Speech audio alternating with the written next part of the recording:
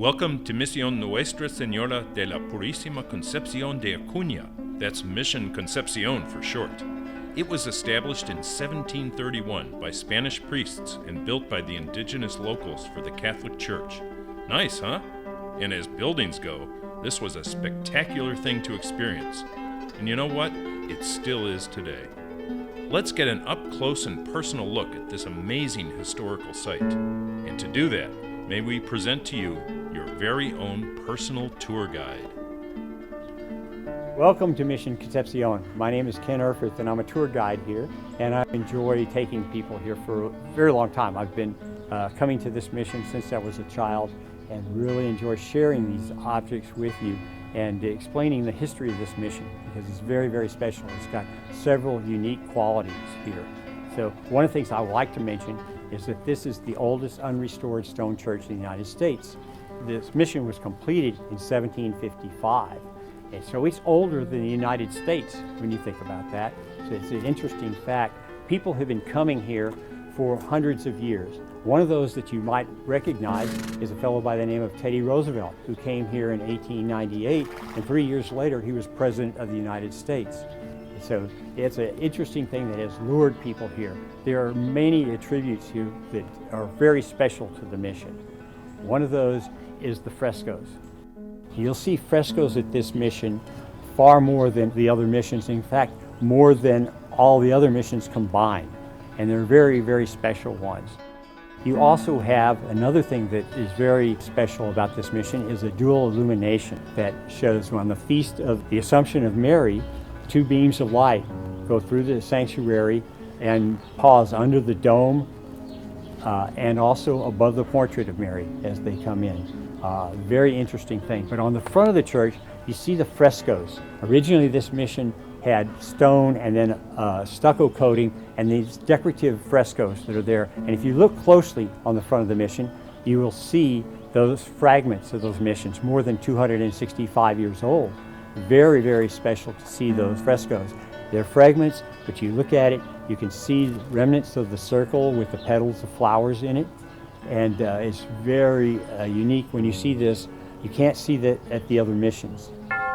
One of the other things that's interesting about the facade is the symbolism that's in there. If you look at the front doorway of the mission, you will see multitudes of flowers that are there. This mission was dedicated to Mary, and so you would think, being a woman, she would like a lot of flowers. So if you look at the doorway, you'll see these flowers. You'll also see an inscription around the doorway, which loosely translated says, "We dedicate this mission to our patroness, and we will dedicate the concept of her purity. We will defend the concept of her purity." And that is because she was known as the Immaculate Conception. She was born without sin. So when you look at the front of the church, you see that inscription. And in the corners of the doorway, there you'll see a logo for the Franciscans, and you'll also see their shield there, which indicates the 5 wounds that Jesus had on the cross. Linking those two across the doorway is a Franciscan rope with knots tied in it, as the Franciscans secured their robes at the waist with ropes tied with knots. Above that, you'll see a triangle. The triangle represents the Trinity, the Father, the Son, and the Holy Spirit. Inside that triangle, you'll see a niche, and that had a statue of Mary in it. Also above that niche, you'll see a shell, which represents baptism. And above that, you'll see the remnants of a crucifix that was on there originally. Above that triangle, you see a circular window, which is a very special window because that's where one of the beams for the illumination that happens on August 15th every year appears through that window. As you go through the covered area on this porch, you'll notice 3 doors that get progressively larger. The last door on the left is the largest of all. And some might say this was the most important room in the entire mission. It was the classroom library. This is where the missionaries taught the indigenous people about Christianity. It was the whole focus of the mission. So when you go into this room, you'll notice it's adorned with frescoes all around it, and particularly a fresco on the ceiling. Now this fresco, when I was a child, I came here and all I could see was one eye, a couple of rays, and a band. In 1985, we had it restored, and now you can see it's an entire fresco with a face, and it's a brown face, which might have had an association with the indigenous people here. So it was a way of convincing them that they should listen. It's a very beautiful fresco. No tour of Mission Concepcion would be complete without going into the baptistery and the confessional. These are the small rooms underneath the bell towers on each side. One was the baptistery, and it was the chapel of St. Michael. And it has original frescoes there, as well as a baptismal font inserted into the room. The other small chapel on the other side was dedicated to Gabriel, and it also has frescoes in there, very unique. Don't forget to turn around and see the fresco right over the doorway once you exit.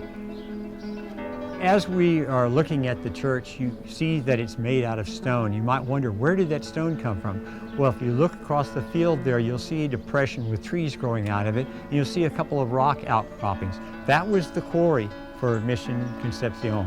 It also provided some of the stone for Mission San Jose. Now, that quarry was much larger at that time. It's since been filled in partially, and so you just see a few rock outcroppings. If you go close, you'll actually see some of the saw cuts from the mission area that's in there as well.